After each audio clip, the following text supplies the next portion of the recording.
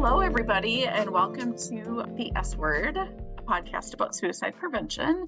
My name is Sarah Kolbeck. I am an assistant professor of psychiatry and behavioral medicine at the Medical College of Wisconsin. And Andrew's back. Hello. Yay. Hi, Hi, everyone. Andrew. I'm Andrew Schramm. I'm a clinical psychologist and an assistant professor at the Medical College of Wisconsin in trauma and acute care surgery.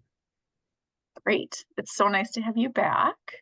And we're really excited to talk to our guest today, Terry McGuire. And before we jump into that, I just want to remind our listeners that we will be talking about issues related to mental health and suicide as part of this episode today. So make sure that you take care of yourself while you're listening to our episode today, and then do something nice for yourself after we're finished. And then we'd also like to remind folks that there are resources available if you're ever concerned about yourself or a loved one. The National Suicide and Crisis Lifeline can be reached by calling or texting 988. Spanish is available on 988, and if you are working with a veteran, press 1, and you will be connected with veteran-specific support. Also available is the Crisis Text Line or the Hope Line, which can be reached by texting the word TALK to 741-741. And again, we are really excited for our episode this month and our guest, Terry McGuire, who is someone that I think Andrew and I have both known for quite some time. And so happy to finally have you on the podcast, Terry. Thank you. Terry is a former broadcast journalist turned mental health advocate after she experienced severe depression and has also experienced the loss of family members to suicide.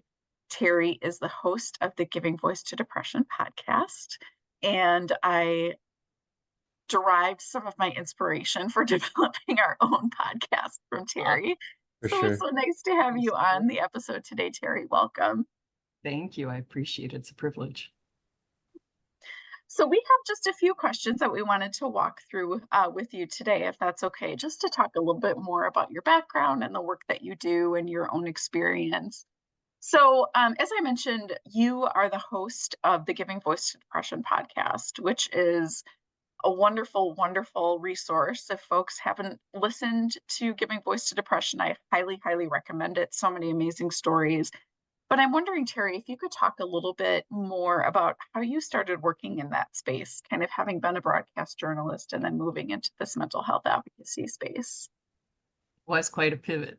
I had Yes. never, I mean, that just wasn't even on my radar. It was very specifically related to my own depression. I believe I've had it most of my life, but of course it was, I shouldn't say of course, but of course it was undiagnosed. And in my early 50s, I went through my worst by a long shot, longest, deepest, darkest depression. And a lot of that, a lot of the length, a lot of the depth, a lot of all of the severity of it is related to us not talking. Because, you know, I always say if I had limped for 2 years, you know, I would have heard, hey, you should have that x-rayed. You know, if I'd cleared my throat for 2 years, it would have been, hey, have you seen a doctor? But I literally said, I go to bed at night hoping I don't wake up. And people were like, ew, that's icky. That's dark. That's heavy. You're less fun than you used to be. I'm going to clear my throat now. Nothing, I guess, that is related to what I said. But no one said anything. You know, there wasn't a point at which, and I'm not putting it all on other people, but when you're in it, it's really hard to see yourself clearly. No one ever said, hey, you know what? That sounds a lot like depression. Or maybe you should just see a doctor. Or have you thought of seeing a therapist? You know, none of it. So I was in that really bad place for a very long time. And when I finally, and we can get to that, but went to a doctor and said, wow, just something is so wrong here. And he's like, let's try antidepressants. Was it 6 weeks that I had floor beneath my feet again?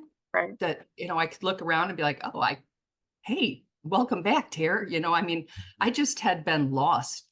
And when that happened, it was almost instant that I asked myself the question, what would have helped? What would have helped you not go through all that other than, you know, somebody out there who was healthier suggesting that perhaps I wasn't. And I realized that for me, the answer was just hearing other people talk and say, hey, just like you would with anything else, you know, oh, when I had COVID, you know, oh, how high was your fever? Did you have trouble breathing? Just the symptoms and normalizing it. and telling me that it was a common and treatable illness. And so I thought, oh, I think I can do that for people. I think I can reach the me's who are still in bed and aren't naming it, aren't going to a therapist, aren't having it diagnosed, aren't having it treated. And as you said, my background's news, and I had been doing voiceovers for, I don't know, 4 decades. And I've been doing interviews for that long as well. So I thought, what if I just start interviewing people with depression and somehow reach the people who aren't reaching out? And I didn't so much as watch a YouTube video on how to make a podcast. I just was like, yes, that's what I'll do. And like a week later, posted the first one. So we're 400 some episodes into it now. Yeah, I was And going to say, each when week- was that, Terry? 2017. Wow. Yeah. So, and I think I started the meds like November 2016. So it really was. As soon as I felt better, I just felt this. I had worked at a crisis line. We can go back to that, and studied to be a listener in hospice. And then my journalism background, it just seemed like a funnel where what dropped out the bottom of the still was just, oh, a mental health podcast, a suicide prevention podcast. This just makes sense. Long answer. I won't make them all that long, but that's the answer. And could you tell our listeners a bit about how the podcast has evolved? It's really turned into a community with an online presence, it sounds like. It has.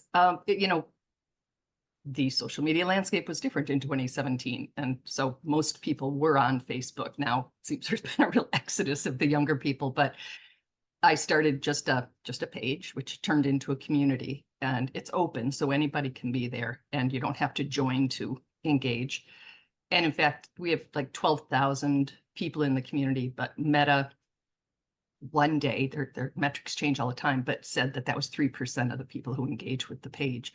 So there are a lot of people there, and just posting daily social media content. We do 2 or 3 pieces of original content every day across all of the platforms, just trying to do what I wish had been done for me, right? Just putting it in your face. This is a thought that people with depression have. This is a symptom people with depression have. This is a coping mechanism. This is a tool. This is a management technique that they use. And hopefully that will let some people just try different things, understand different things, understand themselves differently, and just not feel so alone. Yeah.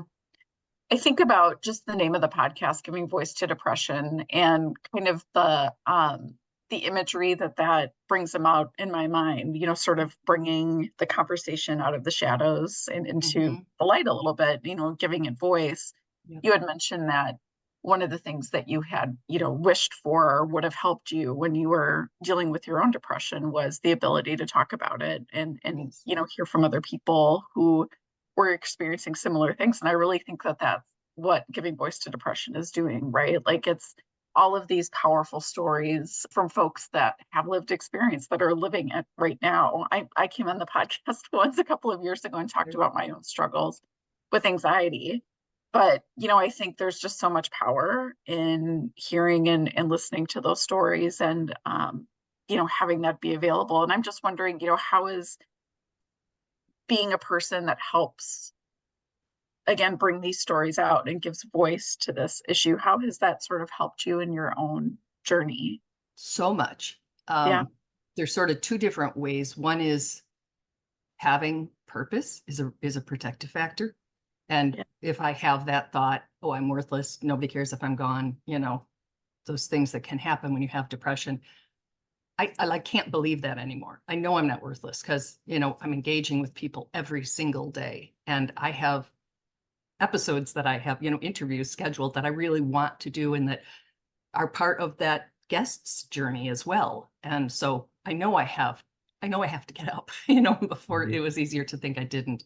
And then the other thing is that I have learned and this can sound trite, but it's absolutely true, from every single guest. And some of it's just, I really like words. Some of it's just the way someone puts something. I'm like, yes, that's it. That's the perfect way to describe it, whether it's, what depression feels like or how other people see it or whatever. Someone described it as he was an accountant, and that it was a ledger that autofills all of your negatives and auto deletes all of your assets And I was like, Wow. oh my God, that's so good. So, right, there's just always something sort of feeding my database so that I Mm. can better communicate, hopefully, when I'm talking to our guests or giving a speech or whatever it might be. So those two ways, I have learned a lot about depression. I'm better able to support somebody who has it. I'm much more comfortable. I mean, even when I trained to work at the crisis line, I was really scared to lift up the phone if somebody, I was like, please don't be suicide, please, because I just was like, what if I say the wrong thing? What if I don't say the right thing? And now I understand so much better that it's say something, be there, listen. You don't have to have the perfect thing. So I'm much more comfortable having what I used to call uncomfortable conversations, and now I call necessary conversations. Mm-hmm. Yeah. Terry, I'm curious for folks that listen to the podcast that might be wondering how they can be most supportive or what they might say when they pick up the phone, so to say, in talking with someone that's dealing with depression. What advice or guidance do you give folks on where to start in those conversations? I'm never asked for it. That's an interesting question. Hmm. I just finished writing an episode last night. It's a postpartum episode. And he said, you don't have to handle this alone. And I was like, oh, who wouldn't want to hear that about Hmm. anything you're dealing with, right? If it's grief or the loss of a job or anything that's hard, you don't have to go through this alone. And, I may not understand what you're going through, because how can you? I don't understand really anything I haven't personally experienced. Cognitively, I might, but that's different. So I might not understand it, but I want to, I will on my own learn about it, right? Please don't ask me when I'm in a depression to describe to you what being in a depression. That's just like way too much to handle. So say, I will learn a bit about it. And when you're well, we can talk about it and figure out what would be of support to you when you're not feeling yourself or when you're really in that bad place. And when you can have those discussions on the healthier, lighter end, you're prepared. It can be a plan, it can be very formal, or it can just be what would help and what wouldn't. Certainly saying, get out of bed, do yoga, turn your frown upside down does not help. Or at least I found it incredibly unhelpful. But mostly listen. I mean, if there's one thing that guests say almost to a person, it's just be there. Hmm. Just be there and don't judge me and don't tell me I'm lazy or making it up or it's all in my head. What a stupid thing to say to somebody with a mental health condition. But to say I'm here for you, and I will guess at some ways that would be helpful if we haven't had those discussions prior. But if I'm guessing wrong, or if there's something specific you want, please tell me, because I'll be here. Expressing that presence, Yes. that non-judgment, Yes. curiosity. Yeah. Yeah. What else do you think? You guys deal with the other end of this. I'm trying to be upstream prevention. Yeah. Yeah. It's interesting because I think a lot of it is what you just said, kind of, and Andrew, just mentioned it too, just listening with curiosity, I think is such a powerful thing that we can all do. I think and you kind of alluded to this, Terry, when you were talking about your work on the crisis line, like getting those calls, and hoping that it wasn't somebody that was suicidal. It's such a scary thing for people. And I think there's this, I've certainly heard a perception from a lot of people that I'm not qualified to handle that. I can't Yes. handle that. Yes. I'm not Yes. a doctor. I'm not a, and really, if you are a human that has had human experiences, you are Mm-hmm. qualified to handle it. We've all Mm-hmm. felt, you know, these different emotions that people are experiencing. And even though, like what you said, Terry, you don't know exactly what a person's experiencing, you don't know what they're going through. Really just listening is I think one of the most powerful things that we can do for other people, even if they're, thinking about suicide. Andrew, I don't know if I mean, being a clinician, you come at this a little bit differently, but I'm curious what you think about that too. Yeah, it's interesting. When I'm involved in training clinicians, future psychologists, and in some ways, like in that world, you're coming at it from a technical angle. Maybe like there's a little bit of a flow chart maybe where you're like thinking through different layers of this and protective factors and risk factors and where to intervene. And so there's this technical stuff, but that's learnable, you know. And I think sometimes in training we actually I'm encouraging people to go back to just their humanness and connect and be Yes. curious and like exactly what we're talking about now. So that to me just it's such a part of our humanity, you know, being present. And I like to share with my students that it takes courage to be present to another person's suffering. And so um, that curiosity and presence just feels fundamental to me as well. Yeah. It Yeah. does. Yeah, for sure. And it's, it's simple, but it's not simple because, Right. doing that listening and being, having that courage is not simple, but it's a simple task that means a lot to people. So, Mm. yeah. It could change so many situations because we don't even, take it out of suicide. If somebody's grieving and you say, you still really miss him, don't you? Tell Mm. me about your son instead of just, well, he's at peace now, or, Right. those kind of bumper sticker things that people say. There's just so many ways that we can just be more real with each other and, ask yourself, what would I want to hear right now? And you Mm-hmm. probably want to hear not, it's going to be okay, because yes, but you don't believe that. So maybe don't start with something I don't believe. Maybe say, you know what? I'm just gonna work here today so you're not alone and you don't have to talk to me, but I'm here. Mm-hmm. And Yeah. wow, that would just be tremendous. I'm going to sleep with my phone on tonight. And I want you to know that you can call me anytime. And Mm. in fact, if you wake up, at my age, there's not an if. When you wake up in the middle of the night, call me. I want you to call me. I want you to know that I'll actually answer. And then you'll know that if you ever need to, I will. Yeah. And I have a full plate. You have full plates. I can still do that. I can fit Yeah. that on my plate. It's Yeah. not going to happen all the time. And you say, while you're there, or I have an extra bedroom, you're welcome to stay here. Mm-hmm. So Yeah. there are so many ways we can be there for each other, and that we cannot let the thought that we don't have the perfect way, right? The perfect thing to say, the perfect perspective training stop us from doing anything. Mm-hmm. Yeah. Because then you hear, oh, if only they'd told someone. Oh, it was such a shock. And you're like, you noticed a change. There was something buzzing that's like, it's just not the same. There's just something different. She's not fun anymore. She's not going out anymore. She's not whatever she's not or is. There was a change that was on your radar. And at that point, I think we have a responsibility to change our behavior toward the person whose behavior has changed. Yeah. I was doing a mental health first aid training last week, and I was co-facilitating with somebody that I have never co-facilitated with before. And one of the things that he said I thought was really impactful was an imperfect response is better than no response. Yeah, like going into it, I think even acknowledging to somebody Mhm. like, I'm a little bit scared right now. I'm Right. worried about you. I'm concerned about you, but I'm here and I want to, understand and I want to listen. It may not be absolutely, Right. textbook perfect, but at Right. least you're letting that person know. Yeah. And I'd like to flip it and say that we, as the people who might be struggling, don't need to have the perfect words Mhm. for our ask. If we're able to make one, Mm. we can say, I Mm-hmm. don't know what's going on. I don't know what I need, but I don't want to be alone, but I need to talk for a little bit, or it'd be really cool if you came over here and watched the kids so I could get a shower for the first time, or whatever it is. Yeah. We don't have to have the perfect language either. We just have to communicate.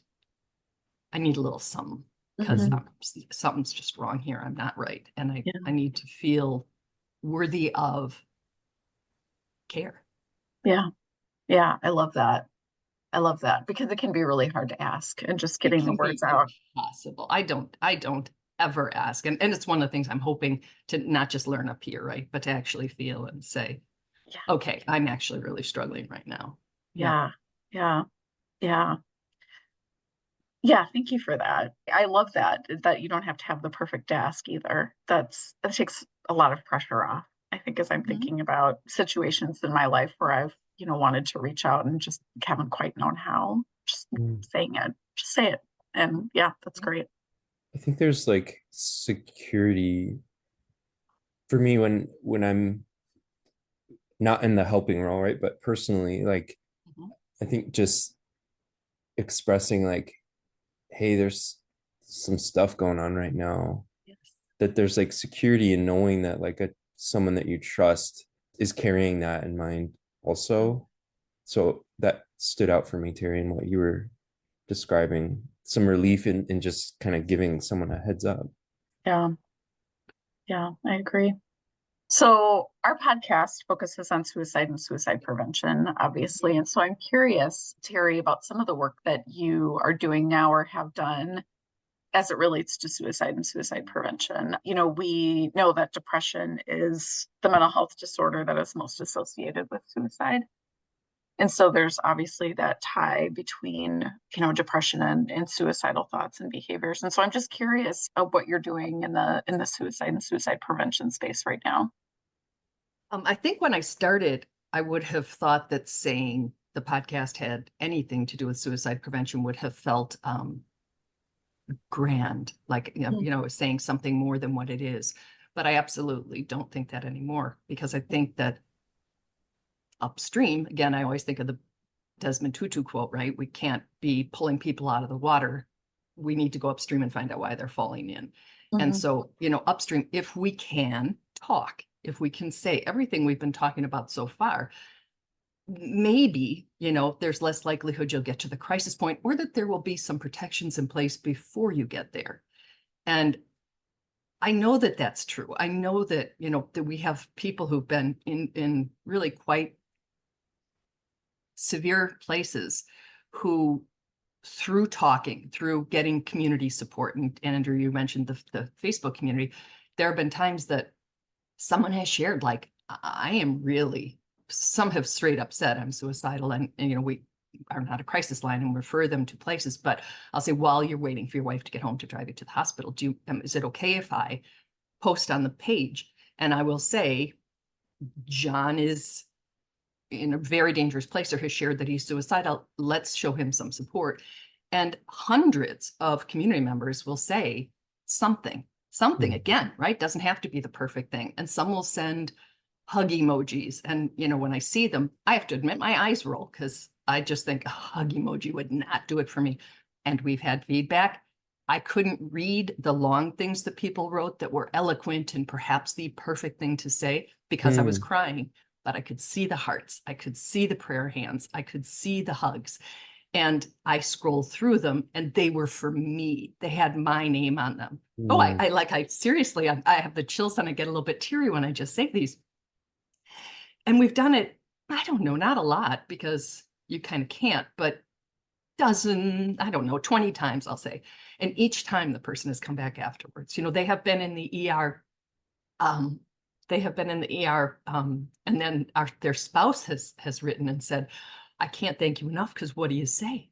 What do you say to your partner when he's waiting to be, admitted for being suicidal, and you don't know what to say? I didn't have to say oh, look at me, I can't even stop. I don't have to know what to say, because he was reading me what other people said. And we just sat there and went through the comments. Well, that's a good day's work. That is like, That is a real good day's that is just, yeah. but it is just fascinating to me how it really can be a small thing.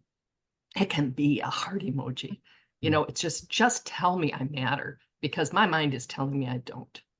You guys do this, you help people. It's just, and that's why I can't stop, right? There's so many times I'm like, we run out of funding, all of those things. And I think, okay, there's 400 episodes. That's good. There's an archive. I'm done. And then that happens, and I go, I will never be done. I'm going to be doing It's the this most when I'm meaningful 70, thing. right? Yeah. Yeah, absolutely. So that, did we stop someone? Did we prevent something? I don't know, but we certainly delayed, which can be all it takes sometimes, distracted, reinforce that they're worthwhile, worthy of attention and support. I think that is suicide prevention. I Yep. absolutely agree. And I think sometimes people, I'm speaking from very personal experience here, people have a hard time taking up that space Yes, or, yes. Right, allowing right, themselves to take up that space. So I think right. having a community that is helping you take up that space is sort of Mhm. making Mhm. space for Yeah, you yeah. and allowing people to come into that space with this love and this support, I think could be just so impactful for the Right. person. And I think, for the people who are giving the support, right? A lot of us who, Yes. are working in this space, who are drawn to this space, have our own experience, and it feels really good to be able to Hmm. support somebody. So I just see that community as, kind of making that space when people maybe don't want to or aren't able to take it up for themselves. Yeah. Because everyone there, probably to a person, has depression or certainly affected by it, and who knows what else, because it's not like it's always alone. They're turning what maybe is shameful, maybe is certainly not their favorite part of themselves. And Mhm. suddenly it's like this cape you put on. Now it's your superpower because that lived experience is Mhm. allowing you to directly impact and connect with somebody else. Mhm. Because if I say to somebody, oh, I'm sorry you have, something I don't know anything about. But if I say, like, oh, it's so hard, it's so hard, it is so dark, and it is so encompassing, and it is so relentless. Now all of a sudden, like, oh, she gets it, and that just feels different than somebody, I don't know, with pom-poms saying, cheer up. Right. So Right. it's nice when we get to turn our lived experience into an offer as Yeah. Mhm. opposed to a diagnosis or a Yeah. weakness or any of the Yeah. things it can feel like. I love that. Like we have a superpower because Yeah. It's like, oh, I can connect with you because I I know can that do too. this. Yeah. And I'm Yeah, in a place where I can do this and that feels really good. Yeah. right. And you And don't have to be in the place. That's what was interesting. Like you can be feeling pretty damn bad yourself and yeah. hit the heart emoji, Mm, right? It's just that. yeah. Yeah. Yeah. It's a small but meaningful thing that you can do for Mhm. folks. So I'm curious, given your 400 plus episodes of giving voice to depression, which is, I think we have like 24, 25 episodes. Start rerunning them. Yeah. There you go. Other than what you've shared, I'm curious if there's anything else that you've learned in your work that has really stuck with you. I think that depression, and of course that is my focus, and I understand the overlap, but when I read the symptoms, the warning signs and all that, I really think that it's a bad job. I don't know how to say that without sounding super critical. But when I read sleeping too much, sleeping too little, eating too much, eating too little, I just stop. I go, oh my God, that's everyone. Just stop. Don't give me a list like that. Start with the thoughts. Because oh my God, the thoughts. And I didn't know how similar they were until I think it was like 300 episodes in, where one day I just went, it's not just the same thoughts, it's the same words. It is you are worthless, you are a burden, you will always feel this way. Why bother? It is like a terrible record. Oh boy, that's dating myself. It is just, a tape that plays Yeah. on a loop relentlessly. And if we started with that, people would realize their symptoms. It's a symptom. It's not you. It's not some previously unacknowledged truth. And you're like, now I get it. I really am a burden to everyone. Everyone would be better off without me. I'm never going to get out of this. Because when you're in it, you think you'll never get out. I'm in the out right now and I'm thinking I'll never go back in. Love this place. But I also have to listen to the Jaws music when I hear it behind me and oh no, I have to do all the things I know help. Mm. But I really think that we need to focus on the thoughts and let people know because I was stuck in them. I was stuck in them. I did not question them. I truly in my cells believed I had lost my worth as a human. And I was never going to, I probably had never had it, but I'd done an awfully good job faking. I wish we talked more about that because I think Mhm. if people, like right as you started again, if we talked, right? I mean, Sarah, you're the one who taught me that there's such a thing as passive ideation. I was like, oh, I Yeah. have always said no when asked if I was suicidal. And now I would Mhm. say, only passively so, and I don't know if only is even the right word there. But nightly, and if I said that and somebody said, oh, that's a symptom. I saw the list. It was right at the top, as opposed to I went through are you eating too much, eating too little? Are you sleeping too much, sleeping too little? Every time I read it, it bothers me because I just think people aren't even going to take it seriously because it makes it sound like more of an excuse. Yeah, starting with the thoughts, I think is really interesting because then, everything else that can happen after that, the not eating, the not sleeping, the not engaging in activities, it all kind of cascades from that. Yeah. And I think as you were talking, I was thinking about, I'm in therapy right now. Well, we talk about this. And one of the things that my therapist has taught me is that anxiety is just a feeling. And it sounds like kind of what you're saying with depression, that you've got these thoughts and you feel these in your bones. And that sense of it's always going to be like this. I think one of the most powerful things that I've learned through therapy is that it's not always going to be like this. And this is anxiety. And this is something that you're thinking and you're feeling, and it's not always going to be this way, and it's not as scary as you think it is. And just sort of those thoughts and how that can really help, I think, as you're dealing with it. We talk about my anxiety as a bear, but I am also a bear. Yeah. And so we're just like hang out in the meadow together, and here we are sitting side by side. And sometimes my bear is stronger than me, and sometimes I'm stronger than my bear, and it's what it is. But I think starting with being able to identify those feelings and being able to talk about them before we're getting to the not eating, not sleeping, not engaging in activities is so important. Have y'all heard the term existential dread? Yes. Yeah, that comes up for me and with what we're talking about, because to me, like, that concept of like dreading one's existence is, I don't know, if like, even if I'm talking with someone that isn't sharing the words that we're saying right now, if in whatever way they're saying that their existence is full of suffering or not something that they want to continue, like, I don't know, that kind of anguish really captures depression to me. Yeah. It's more than sad. Oh, It is more than sad. I could so deal with sad. Sad would be a treat. Yeah. Mhm. No, sad's just normal. And just using the word, right? Oh, the game opening day got rained out. I was so depressed. And you're like, oh, do not even start. Yeah. We just cannot be using diagnoses. It's just so bipolar. Yeah. But yes, and when you were saying that, Andrew, I'd never thought of somebody finding their existence dreadful. And when I hear existential dread, I've never really thought of dreadful before.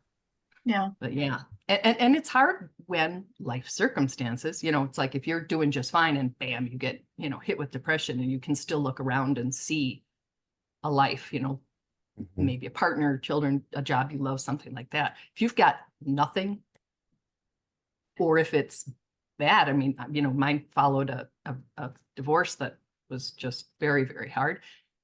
Also, there were hormones involved because it was menopause. And I think that's an important thing to factor in, because the 2 times I remember wishing I was not alive strongly was 13 and 53. And I think that that's important.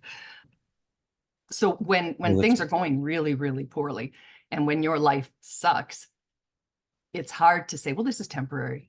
I'll feel better, because even if I feel better, when I come out of it, I'm still in this space I don't want to be. I'm still in these circumstances I don't want. I'm still unemployed. I've still lost my child. Whatever has happened that's absolutely horrible. So it's hard, it's hard to think about separating them. I found that mass just untangleable. So even when I got out of the depression chemically, which was required, that was the only way I was going to get out, I still had to deal with a life that was not the one I had hoped for, planned for, dreamed of. So, that has to be acknowledged too. It's not just, oh, good, you got your pills, honey. My mom called them happy pills. I was like, I'm still not happy, but at least I'm not, dreading being Yeah. alive. Yeah. Yeah. I think that's really important to acknowledge that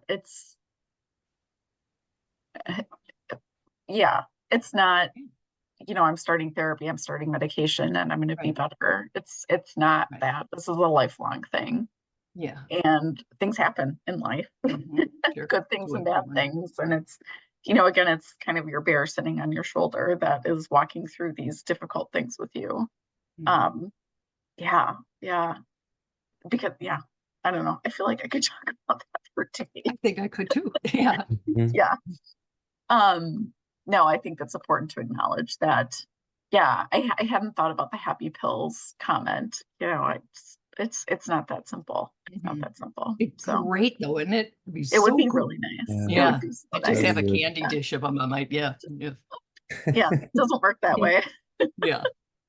So we are getting to the top of our Okay. hour here, which is hard for me to believe because it feels like we've just been talking for a couple of minutes. So I'm going to ask you something that we ask all of our guests, and that is, what is something that you wish everyone knew about suicide? I think from my perspective and with what I do, I think that I wish people understood that prevention isn't at the crisis point. We're not being on a crisis line or anything to deal with any of the methods somebody might be considering or planning and using. I think it really does have the average person who doesn't have all the training and everything can still be very involved by just being present and being willing to say, hey, I've noticed you're just not yourself. Yeah. I would like to talk with you if you want to talk. I want to sit with you or be in the space with you if you don't want to talk. I can bring over, I used to say bring over a DVD or something, but we can watch something on Netflix and I can bring dinner. You don't have to say a word, Mhm. I mean, all the ways that we can be there for each other. And I think that I really do think for me, well, I firmly believe for me, if somebody had said, oh my gosh, what if 2 months in instead of 2 years in, somebody had said, and I just didn't, my close friends don't have depression, but if one of them had said, oh my God, that's how I felt, and I had to go back on antidepressants. I'd been on antidepressants before, and I still Mhm. didn't recognize it as depression. Mm, All I yeah. needed was someone to doink, hey, Terry, you've been there before. Go get on. It helps you. Oh my God, my life would have been different. I lost 2 years basically. So, and thought about dying all the time. So we just need to jump on in, Yeah. and pay some damn attention to each other and be willing to have an uncomfortable conversation, because grow up. There's so many uncomfortable conversations in life, and this is one you Mhm. got to have. That's So true. that's where I come from, you know. I I just mean, and I I think just go into mom mode here and wig my finger, say, you got to just do it. And I think with how difficult the world is right now, like it is yeah, just difficult. I mean, yeah, it's always been difficult, but I don't know. there's something different. There's Yes. something different. It just feels like if we could just be there and just Mhm. notice, and things would be so much easier for so many Mhm. people. I don't Oh, know. yes. Yeah. Yeah. And you Yeah. don't have to have any kind of condition to be Mhm. going through something really difficult. And Yeah. to just, after the funeral, not think, okay, I went there, I signed in, they have my address for my thank you card. Like, check back in. They still had a loss. They're still sleeping in an empty bed, or they're still, Mhm. whatever they're doing. It's hard. It's hard. And we need to acknowledge that and say, hey, I know that this is still hard. How can I support you? And it's like, I'd love to have lunch. I had this conversation 2 days ago. I would love to have lunch. It's like, I can have lunch. I can do that. Let's do that. Mhm. Love that. Mhm. Love that. I want to throw something out there. I know you're wrapping us up, Sarah, but It's okay. just with what you said about it's kind of everything going on in the world, or like that life has always been hard, but like I was thinking the other day about like the pandemic, and I just don't think we've healed from it. Mm-hmm. And so that, I think sometimes in recent, like more recent, like media and stuff like that, like we talk about it like it's over, but I just think like the impact that it had on us is still unfolding.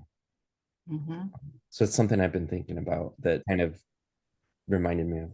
Yeah, Yeah. this time of year especially, because we're 4 years, oh my gosh, 4 years ago now, we were like, I think realizing that we were not going to be shut down for 2 weeks. Mhm. And it might be 12 to 18 months before a vaccine came out. And things were looking pretty darn grim. Lots of people were dying. I totally agree. And I don't think any of us knows what that looks like, right? Like, Mm, this is the first time we're going through anything like this. yeah. Yeah, I don't know. It is an interesting time. Yeah. And I think to me, part of the, who knows what it looks like you said, Sarah, but I think a lot of what we're talking about and what you do, Terry, in being intentional about holding space and having conversations and being present, for others is just so key. I think those things were always valuable, but I think now there's extra meaning due to the ways in which that was really deprived in the pandemic. Do Good you point. feel that, Siri, like pre-post pandemic, these conversations or expressions of presence kind of hit differently? I think so. I think because we felt so disconnected and we're kind of grappling at ways to feel connected during the pandemic, I think it's made it a little bit more precious, if that Yeah. makes sense. Yeah. Yeah. Hmm. Terry, I was curious what was coming to mind for you. Well, what's coming to mind for me is that people during the pandemic, while we were on our own, were like, well, we have to have Zoom meetings and this group of people will Mm. get together and just once a week we'll just touch base. We don't do that anymore. Mm. So it's interesting in some ways because we knew we were disconnected, we were making an attempt, and now we're back to just being disconnected. But I've worked from home for 35 years. So for me, and I'm a bit of a hermit, right? So it was like I just there was just less toilet paper in the stores. It really didn't. I mean, I was very aware of what was going on. Yeah. But in terms of my personal life, I still just doing interviews and putting out episodes, and it was almost the same. So I didn't feel that, Mhm. but I was connected with more people because all of a sudden they were like, we're disconnected. And I'm like, we always have been. But there was an attempt at least to go over that hurdle. I'd Yeah. like to see some of that continue. It's like, yes, we can meet in public now, but not everybody can. And, it's really hard to schedule anything. This probably took a bit of time, and there's just three of us. Mhm. So, I think there were some things we did during the pandemic to connect that would be really healthy to still do. Mhm. Yeah. Great Well, point. thanks for going on that tangent with me. No That's- problem. I love your tangents. I do too. I'd go anywhere with you, Andrew. Oh, that's so nice. Well, we're going to wrap up for today. I just want to again say thank you, Terry, for your time and your thoughts, and just the work that you do is so wonderful and so helpful and so meaningful. And just a Gotcha. pleasure and a joy to know you and to work with you. And yeah, really appreciate having you today. Appreciate the both of you. I miss you, Terry. I'd love to get lunch soon. I know we've I would like that texted too. that, but let's do that. Wonderful. I would like that. I can make space for that, Andrew. Thank you. All right. Take care, everyone. Thanks Thank All for you right. listening. You so too. much. Take care. And just as Mhm. a quick reminder for our listeners, if you need any support, I just want to lift up another resource. Uplift WI is a relatively new warm line, which is not a crisis line, but a resource that you can call if you need someone to talk to for support when things are difficult, or maybe you just need an ear. You can reach Uplift WI in the state of Wisconsin by calling 534-202-5438. The line is available from noon to midnight every day, and we'll be moving to 24/7 very soon, which is exciting. So Uplift WI is another resource for you and for a loved one if you're concerned. Thanks, everybody. Take care.